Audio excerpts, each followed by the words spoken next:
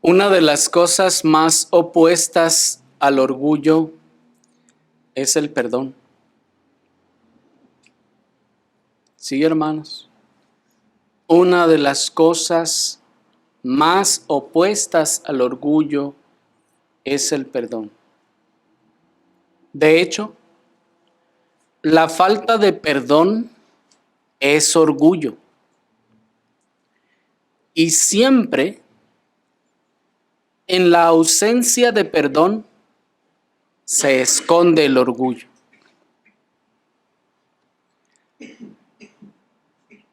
De hecho, si quisiéramos expresarlo a manera de fórmula física, para ustedes que están estudiando, el orgullo es proporcional al amor propio e inversamente proporcional al perdón. ¿Han oído esa famosa ley de Ohm, verdad? Pues el orgullo es proporcional al amor propio e inversamente proporcional al perdón. Es decir, entre más orgullo, más amor propio. Y entre más orgullo hay en el corazón, más cuesta perdonar. Si cuesta perdonar, es porque hay un orgullo elevado.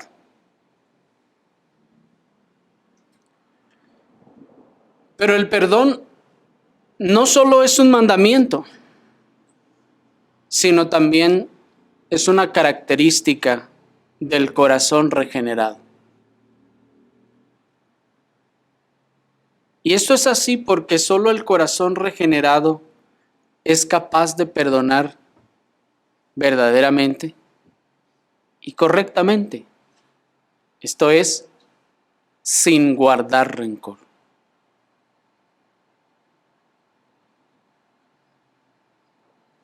¿Dónde nos enseña esto la Escritura? En Mateo capítulo 18, en el versículo 21 y 22. Vayamos en nuestras Biblias a Mateo capítulo 18, versículo 21 y 22.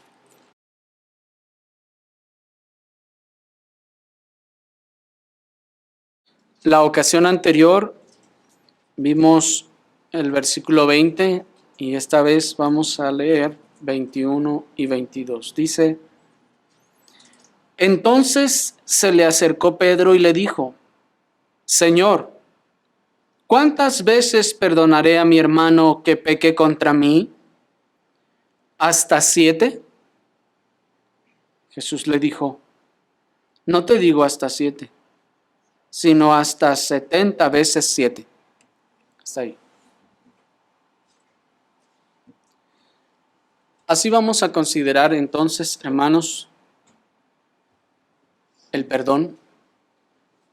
Primeramente, en el contexto inmediato de este versículo. Nuestro segundo encabezado será el alcance del perdón. Y por último, vamos a considerar el perdón sin rencor. Vayamos entonces a nuestro primer encabezado, que será el perdón en este contexto inmediato. Pienso, hermanos, que para este momento ya todos tenemos claro el contexto de nuestro texto, ¿verdad? Ya todos recordamos el contexto de qué se está hablando desde el versículo 15. Se nos está hablando de la disciplina en la iglesia local, se nos está hablando de la reunión y concierto de la iglesia local para atar y desatar. Es decir, el concierto de la iglesia local para admitir o dimitir de la comunión de la iglesia a aquellos que manifiestan una conducta pecaminosa impenitente. Es decir, este perdón entonces, primeramente en su contexto, está relacionado con todo lo que hemos venido viendo hasta hoy.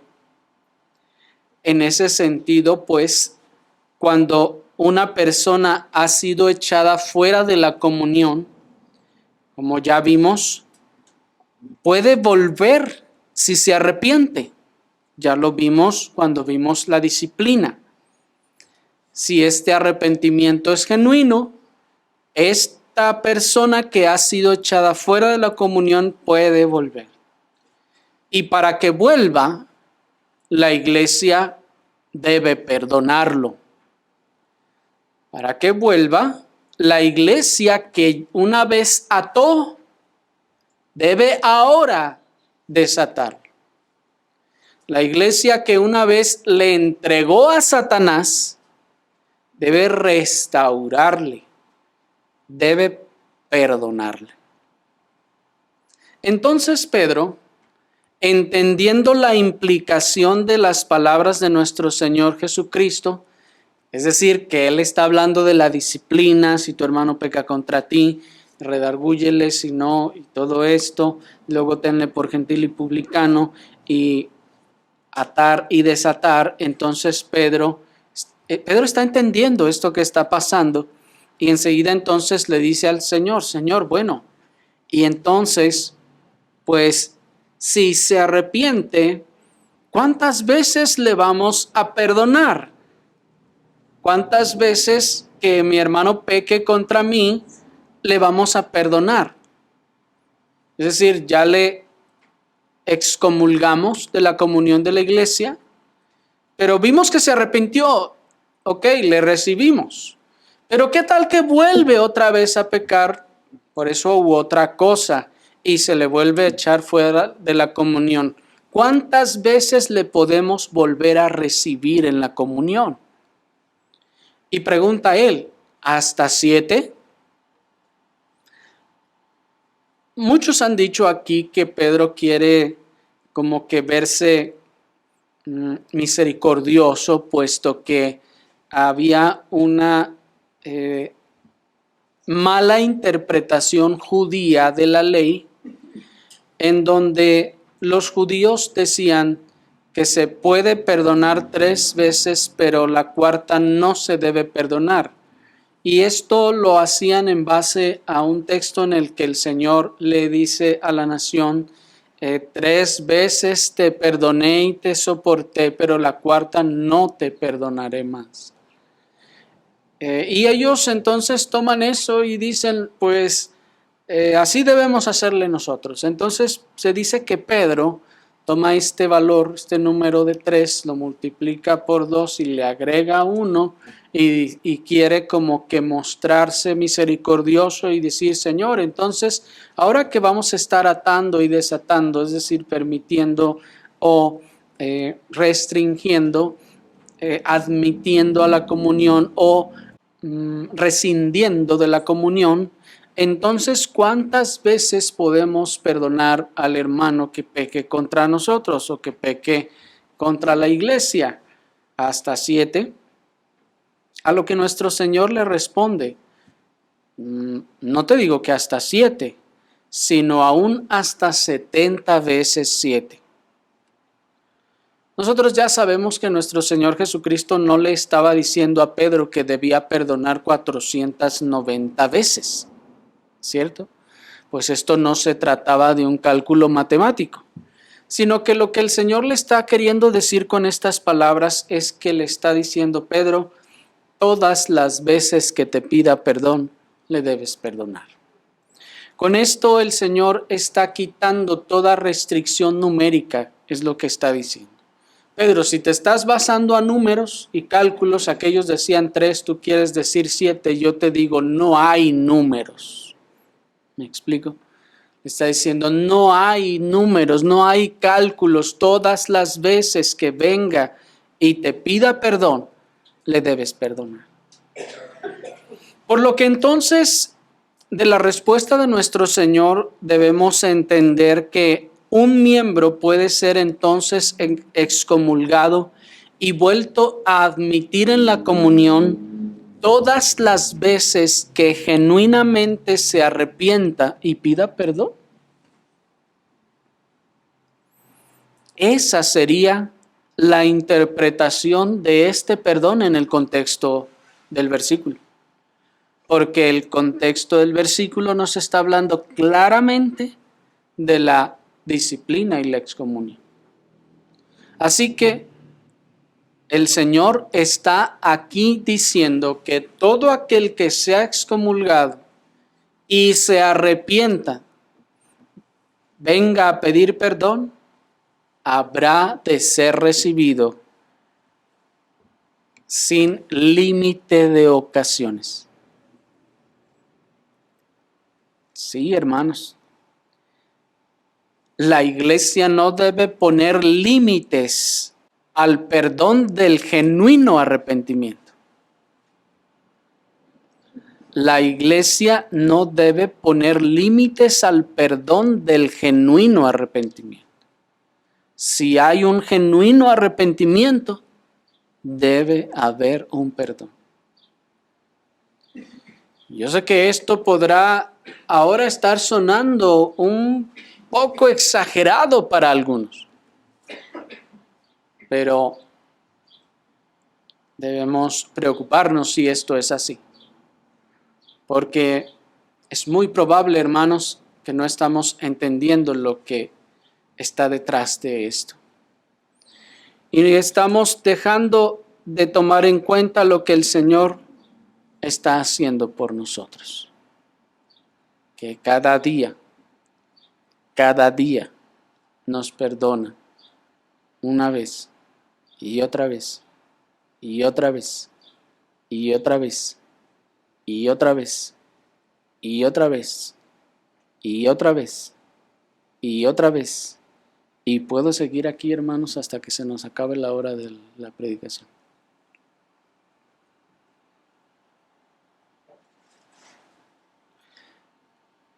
El Señor no nos dice, oh, espérame, ya van 70 veces que vienes a pedir perdón de lo mismo. No, es el diablo tratando de actuar en una mala conciencia el que nos dice eso. No, ¿para qué vas a pedir perdón? Ya llevas tantas veces. No, ni vayas porque te van a sacar a patadas. Eso, hermanos, no es de Dios. Es decir, Dios no es el que dice eso a sus hijos. No. Si el Señor nos está mandando a nosotros perdonar 70 veces 7, es decir, sin límite, es porque en lo mínimo Dios hace lo mismo.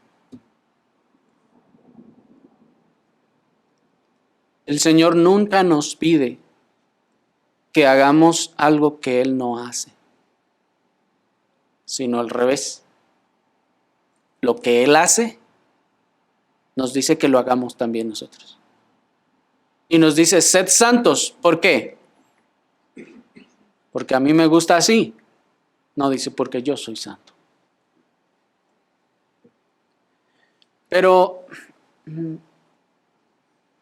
veamos ahora el alcance de ese perdón. Es decir, ¿hasta dónde se extiende ese perdón? El texto nos dice que entonces se le acercó Pedro y le dijo, ¿cuántas veces perdonaré? Miren, noten la particular, a mi hermano que peque contra mí. ¿Hasta 7? Lo que pasa, hermanos, es que cuando nos alarmamos y pensamos que esto puede sonar un poco exagerado, muchas veces estamos teniendo en la mente a los incrédulos. Y cuando pensamos que el Señor no nos va a recibir y no nos va a perdonar, lo estamos pensando desde un punto de vista incrédulo, de incredulidad. de una persona incrédula.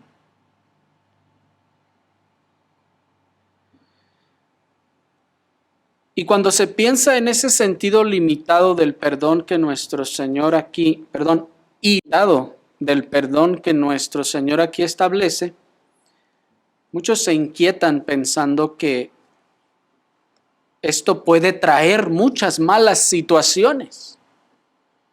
O puede hacer pensar o actuar a las personas de manera irresponsable o pecaminosa. Es que si les decimos que siempre que vayan al Señor, el Señor los va a perdonar, no, pues entonces se van a ir al pecado y que al cabo el Señor me perdona. Y algunos dicen, significa entonces que debemos nosotros también perdonarle a todo mundo, háganos lo que nos haga. Todas las veces que nos lo hagan. O sea que si alguien me pide prestado y no me paga, y luego me pide perdón y le perdono, y luego me vuelve a pedir prestado y luego no me paga, pero me pide perdón, entonces yo le perdono y como le perdoné me vuelve a pedir prestado y no me paga y me pide perdón. Entonces le vuelvo a perdonar y vuelve a ir y me vuelve a pedir prestado. Entonces le tengo que prestar y perdonar hasta que se me acabe el dinero.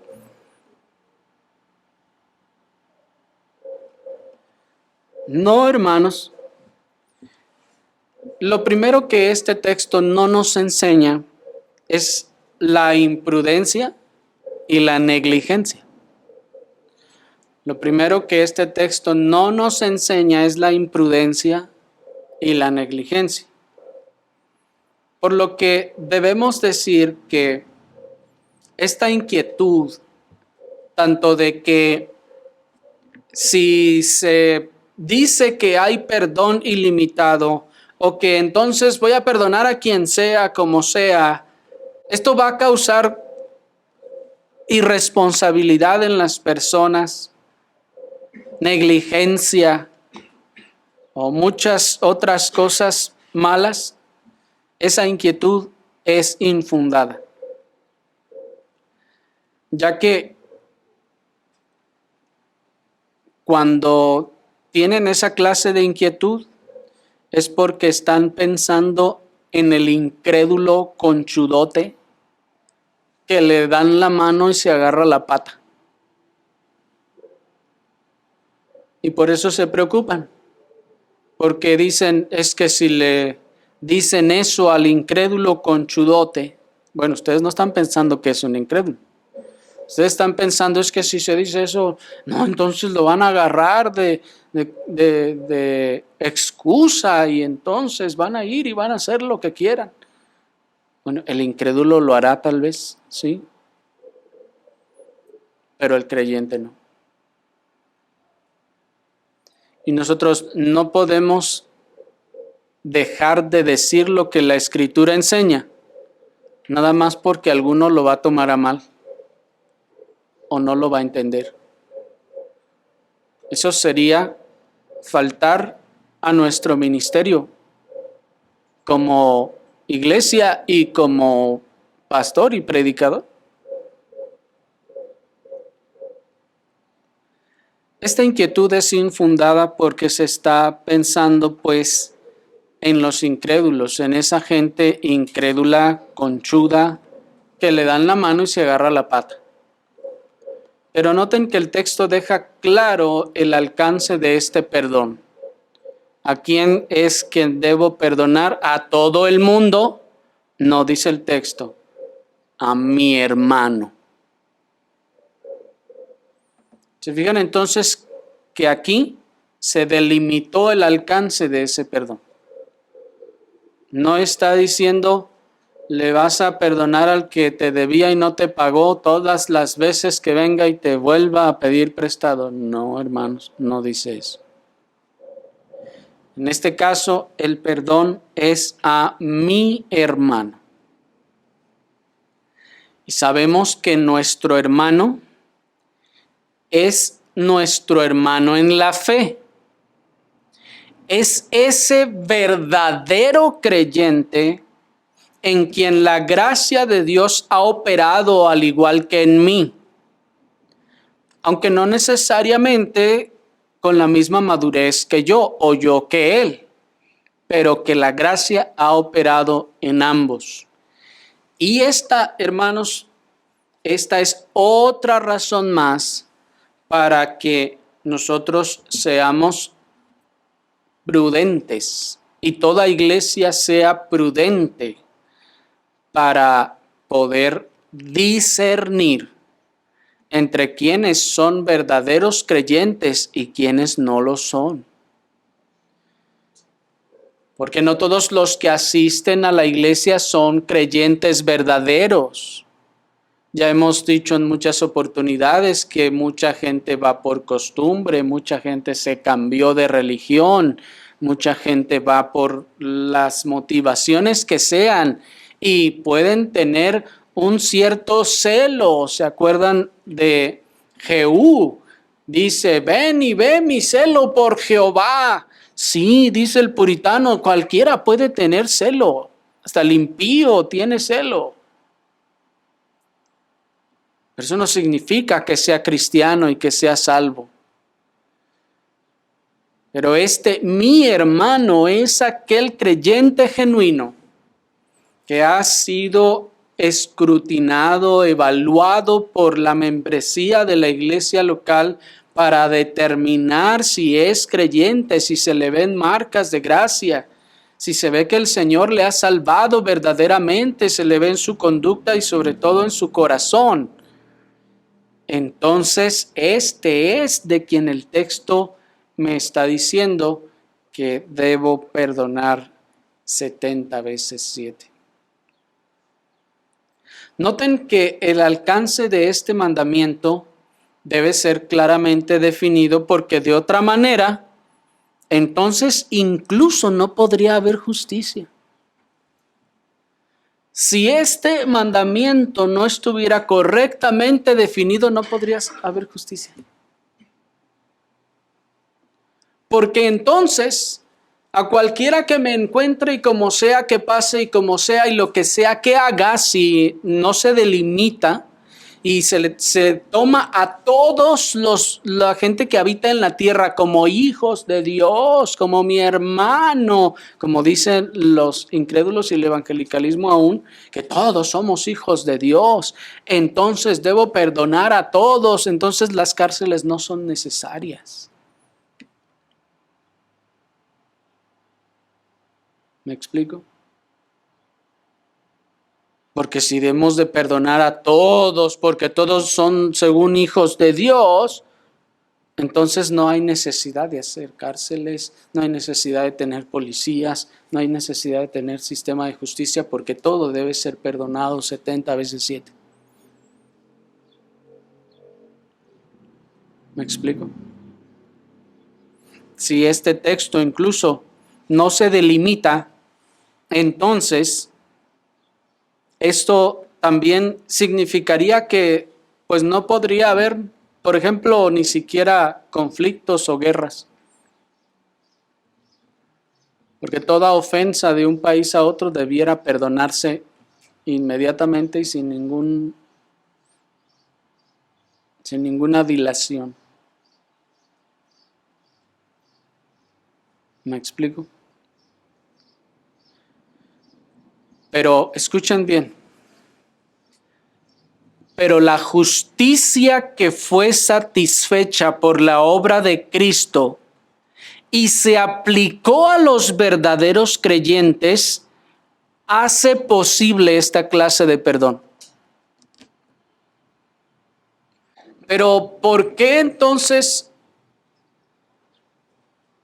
estamos en posibilidades para perdonar a nuestros hermanos de toda situación? Pero esto no aplica a todo el mundo. ¿Por qué? Porque en aquel nuestro hermano, la justicia de Cristo, es decir, Cristo ya pagó por todas sus ofensas de mi hermano. Porque Cristo ya sufrió la justicia de Dios por las ofensas de mi hermano en la fe, y no así de todo el resto de las personas de la humanidad.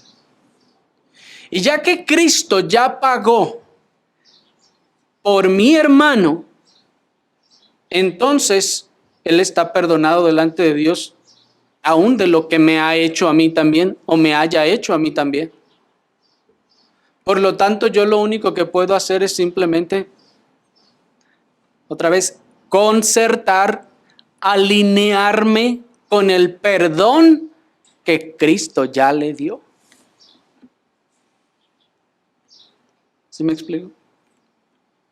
Esta es la razón entonces por la que esta delimitación es necesaria y no aplica para todas las personas. Ahora, quiero hacer la aclaración de que esto no significa que no debemos entonces perdonar a ninguno que no sea creyente. No, sí, hermanos, tenemos que perdonarlos. Sin embargo, nuestro texto aquí está refiriéndose a perdonar 70 veces 7, es decir, sin límite, a aquellos en quienes la justicia de Cristo ha sido imputada, puesta en su cuenta para salvación.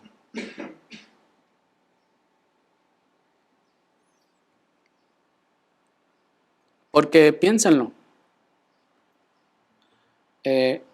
¿no es que también debemos perdonar así a nuestros cónyuges 70 veces 7?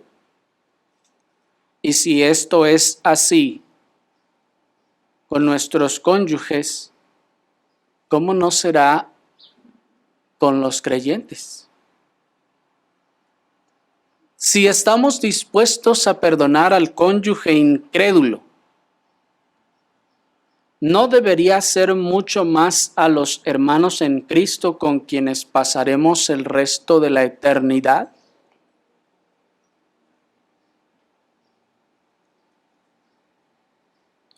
Y esto nos lleva a nuestro tercer y último encabezado, el perdón sin rencor. Nuestro texto dice una vez más, entonces se le acercó Pedro y le dijo, Señor, ¿cuántas veces perdonaré a mi hermano que peca contra mí? ¿Hasta 7? Jesús le dijo, no te digo hasta 7, sino aún hasta 70 veces 7. La principal característica que podemos advertir de este perdón en nuestro texto, hermanos, es que es un perdón sin rencor. Este es un perdón sin rencor. ¿Y por qué decimos eso? Porque el creyente que arrepentido pide perdón, veíamos en el contexto del versículo, debe ser restaurado a la plena comunión del resto del cuerpo de Cristo, como si nunca hubiera hecho nada. Eso es perdón. Aquel que fue excomulgado por todo el proceso de la disciplina en la iglesia y luego de haber sido excomulgado se arrepiente y viene en arrepentimiento, ese debe ser restaurado a la plena comunión del cuerpo de Cristo, y eso significa que se le debe tratar como si nunca hubiera hecho nada. Ese es el perdón que no tiene rencor, que no guarda rencor. ¿No es así como el Señor nos perdona? ¿No es así como el Señor nos perdona? Cuando el Señor ha perdonado, Él no guarda rencor a nadie. Y nos trata el Señor con tal benevolencia y tal amor, y voy a decirles tal animosidad, como si nunca hubiéramos hecho nada malo.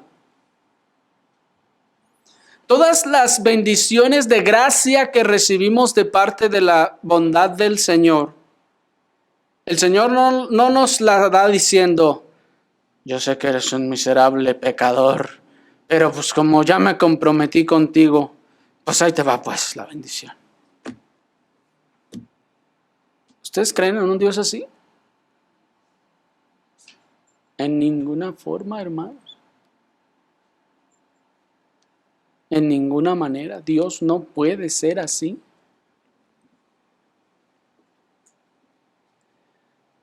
El Señor nota como si nunca hubiéramos hecho nada malo. Ese es el perdón, que no tiene rencor, que no guarda rencor. ¿Hay alguna reserva en el Señor hacia nosotros luego de que nos ha perdonado? Que nos dice, bueno, ya te perdoné, pero como todavía me acuerdo que eres pecador, entonces me voy a cuidar de ti. ¿Hace eso el Señor? No.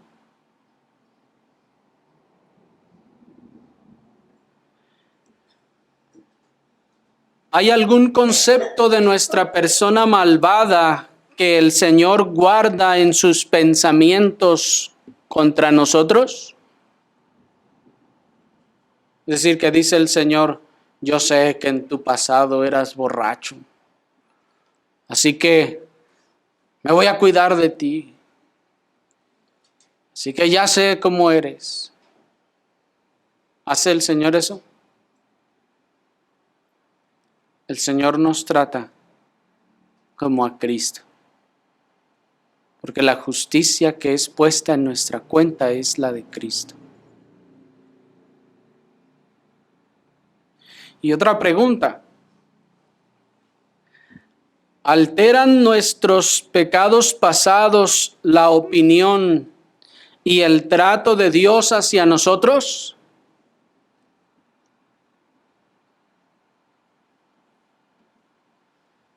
¿Alteran nuestros pecados pasados la opinión y el trato de Dios hacia nosotros?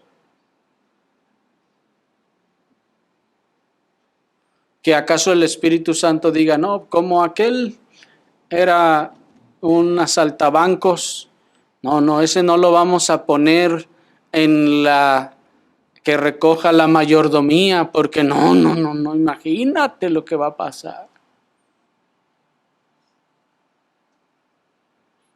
¿Actúa el Espíritu así?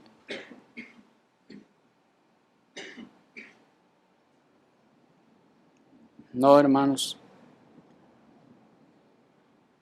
El Señor no guarda una opinión de nosotros respecto a lo que fuimos en el pasado y no nos trata diferente con respecto a eso. Pero noten que nosotros, cuando perdonamos, sí tendemos a hacer eso.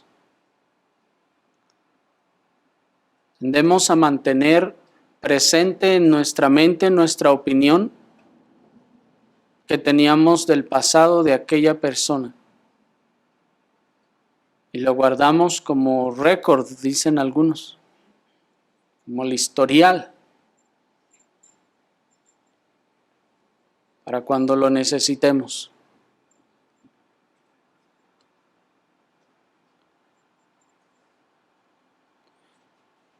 ¿Y por qué hacemos esto? Es porque guardamos rencor. Es porque guardamos rencor y no podemos perdonar sinceramente. El rencor impide el perdón sincero. La pretensión de perdón que conserva la mala imagen de aquel a quien perdonó, no es el perdón bíblico. Les voy a repetir eso, hermanos, porque los veo algunos distraídos. La pretensión de perdón que conserva la mala imagen de aquel a quien perdonó no es el perdón bíblico. Si dice, pues es que yo ya lo perdoné, pero pues es que me acuerdo y yo creo que como siempre ha sido así, pues creo que así es. No me puedo quitar de la mente esa imagen.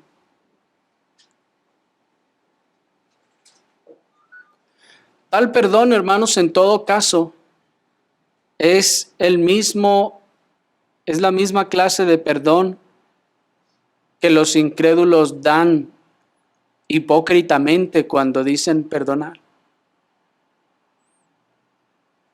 Porque el incrédulo dice, sí, te perdono, pero acá adentro en su corazón está guardando todo el rencor y todas las cosas en su mente. Y si nosotros hacemos lo mismo, entonces estamos actuando como los incrédulos. Y en realidad no estamos perdonando, esa no es la clase de perdón que la Escritura enseña.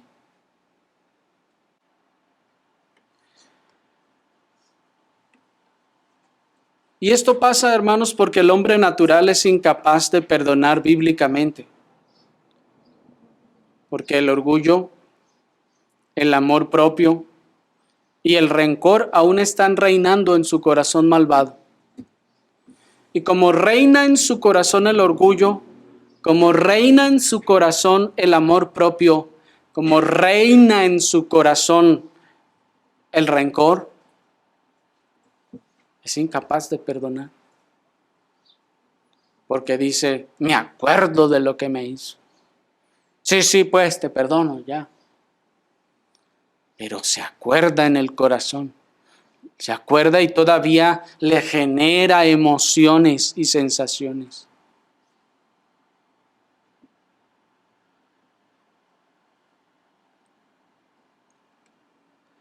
Miren cómo la Escritura describe estas maldades, la del orgullo, el amor propio y el rencor, como maldades que andan juntas. Dice Proverbios 21:4, altivez de ojos y orgullo del corazón y pensamientos impíos son pecado. Altivez de ojos y orgullo de corazón y pensamientos impíos son pecado. Miren cómo el proverbista los junta estos tres, como si fueran un paquete, una clase de pecados que no puede andar solo. El amor propio no puede andar sin orgullo. Nadie puede decir, yo tengo un amor propio elevado, pero no me pueden acusar de orgullo. No, hermanos, eso es imposible. Por eso dijimos al principio que el orgullo es directamente proporcional al amor propio. Y noten que cuando hay altivez de ojos y cuando hay orgullo de corazón, dice el texto, hay pensamientos impíos. Hay pensamientos impíos. Este perverso trío de pecados son el obstáculo más grande para el perdón bíblico. Así que no se trata de que le perdoné, pero no puedo dejar de pensar lo que pienso de ella o de él. Eso es pecado, dice el texto. Que los pensamientos impíos que se derivan de ese orgullo y de esa altivez de ojos son pecado.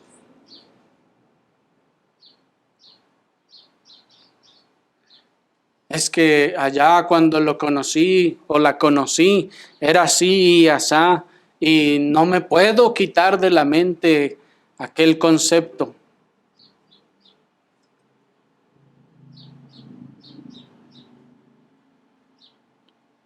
Eso es pecado. Los pensamientos no piadosos de nuestros hermanos de la iglesia local, hermanos, de hecho, son pecado. ¿Qué significa impío? No piadoso. Los pensamientos no piadosos, es decir, los malos pensamientos sobre nuestros hermanos de la iglesia local son pecado.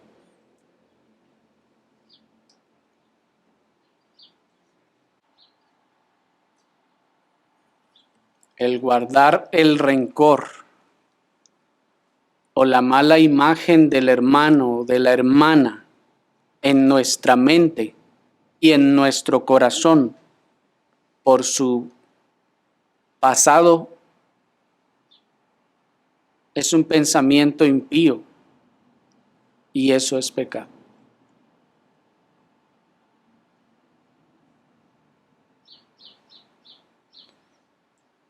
Imaginen que la gracia del Señor salva a uno de esos integrantes del crimen organizado que han hecho tanto mal. Y viene a la iglesia, el Señor le perdona y se ven las marcas de gracia. Y solicita ingreso en la membresía, en la comunión del pueblo de Dios. Le vamos a mirar con respecto a sus pecados del pasado.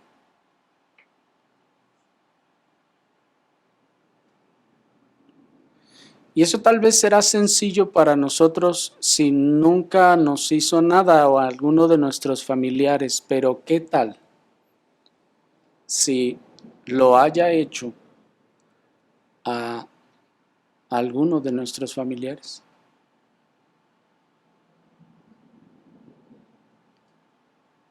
Esa es la clase de perdón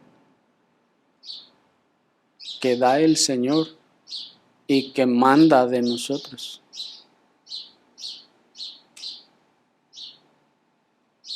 Sí, hermanos, y es increíble escuchar o saber que en cierta ocasión había una persona entre muchas de las que llegaron a ser capturados y saben ustedes que metieron a muchas personas a los campos de concentración y cosas así. Y una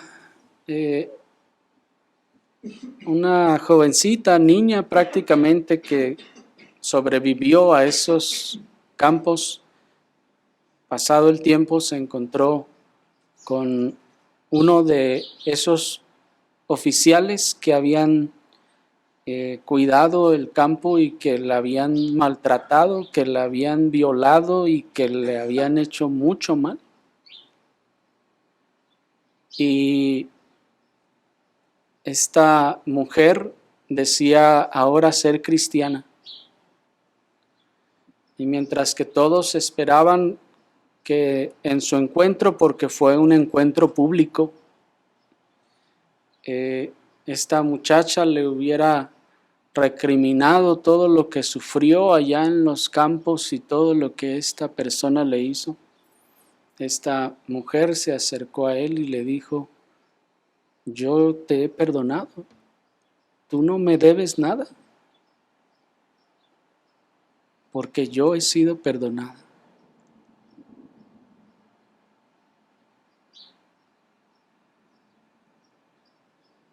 Y no tengo nada contra ti. Y lo abrazó.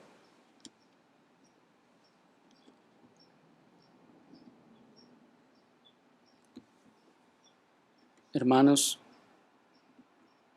el perdón que el Señor nos enseña no guarda rencor, ni el concepto que teníamos o de lo que éramos antes de conocer al Señor.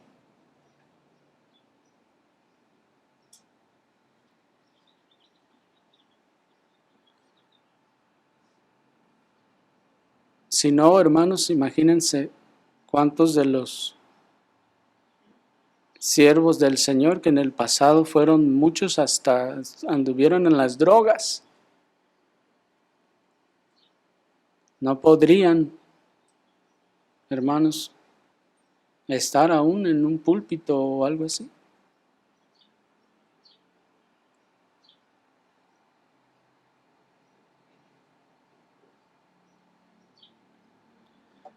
Así que el perdón bíblico y los pensamientos impíos de aquellos que hemos perdonado son mutuamente excluyentes.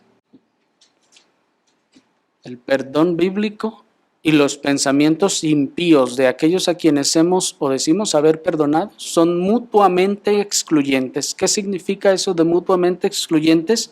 Que o existe uno o existe otro. No pueden existir los dos al mismo tiempo. Si hay esos pensamientos impíos todavía en el corazón es porque no ha habido perdón.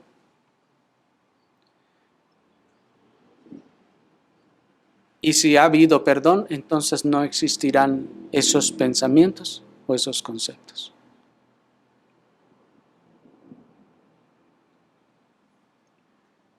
Pero es que no me puedo olvidar que aquel hermano cuando era niño era bien vago y me rompió la puerta un día y me costó bien cara. Y desde entonces, no sé, no lo puedo ver bien.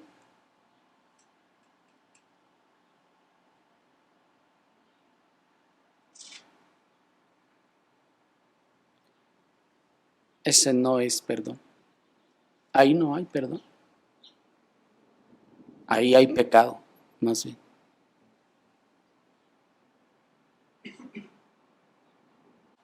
Pero es que usted no lo conoció, no la conoció como era. Y bueno, doy gracias a Dios por ello. Porque así entonces no seré tentado como tal vez lo está haciendo usted.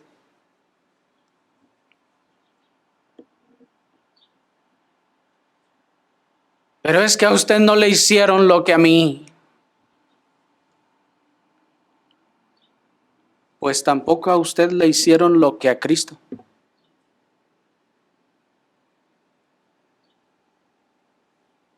Tampoco a usted le hicieron lo que le hicieron a Cristo. ¿O usted se compara con Cristo? ¿Piensa que lo que le hicieron es peor de lo que le hicieron a Cristo? Por eso no puede perdonar y por eso no puede cambiar el concepto de esa persona, no puede dejar de guardar rencor.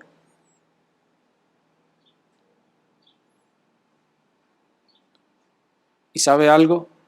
Usted lo merecía y Cristo no.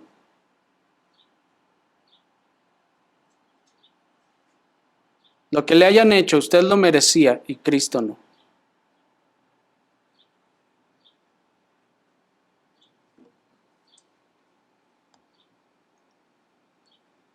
De manera que el perdón que Cristo nos enseña es un perdón que excluye completamente el rencor.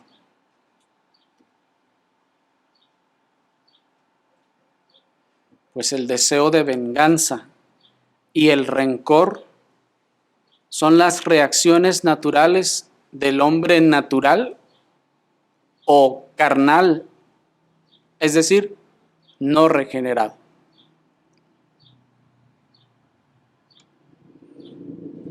La venganza y el rencor son las reacciones naturales del hombre natural, es decir, de la carne, de esta naturaleza caída.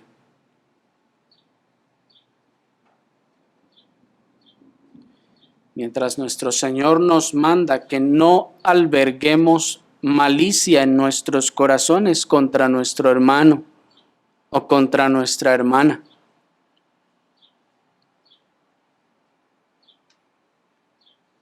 Que ni le tratemos con descortesía, sino que en el perdón bíblico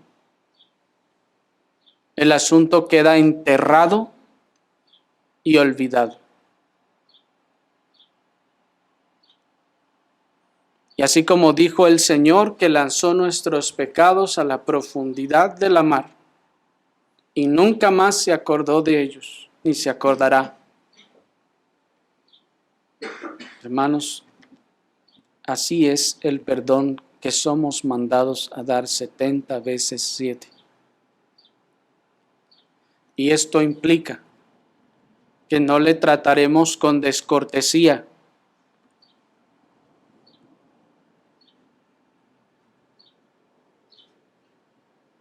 sino que todo quedará en el pasado, enterrado.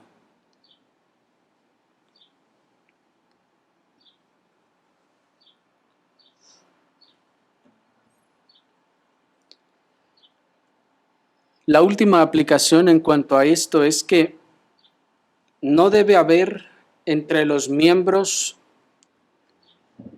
de la iglesia local alguno que no haya perdonado sinceramente a otro. No debe haber entre los miembros de una iglesia local alguno que no haya perdonado sinceramente al otro, o que todavía tenga un mal concepto de su otro hermano o su otra hermana.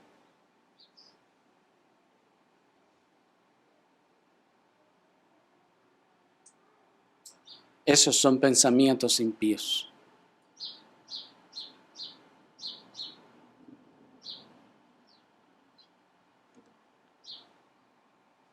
No debe haber entre los miembros de una iglesia local algo que aún le guarde rencor por su conducta del pasado.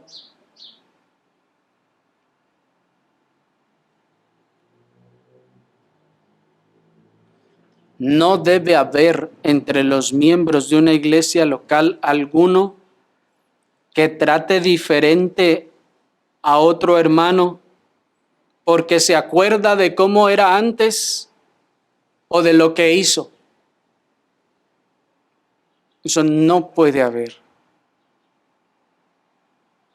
en un cuerpo que está unido, que se ama y que perdona.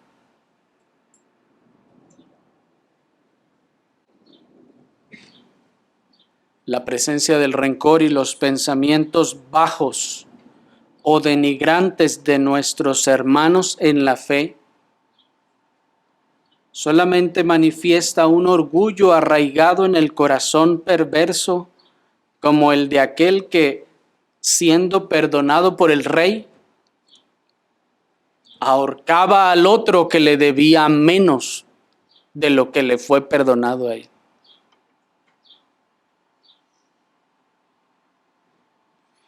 Y eso lo vamos a ver en la próxima ocasión, hermanos. Pero que en una misma membresía haya rencor o pensamientos bajos sobre nuestros hermanos o denigrantes sobre nuestros hermanos, eso solamente está manifestando que somos como ese que fue perdonado de su deuda, pero luego de ser perdonado se regresó a ahorcar al otro que le debía menos y lo metió en la cárcel con toda la crueldad de su corazón.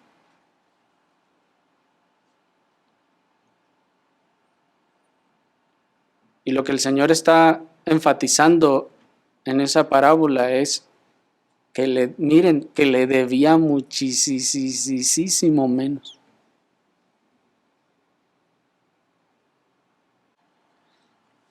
La falta de un perdón genuino hacia los demás hermanos manifiesta una falta de genuinidad de perdón de nuestros pecados propios. Y eso es lo que vamos a ver con la ayuda del Señor en la parábola que continúa en los versículos siguientes. Oremos al Señor.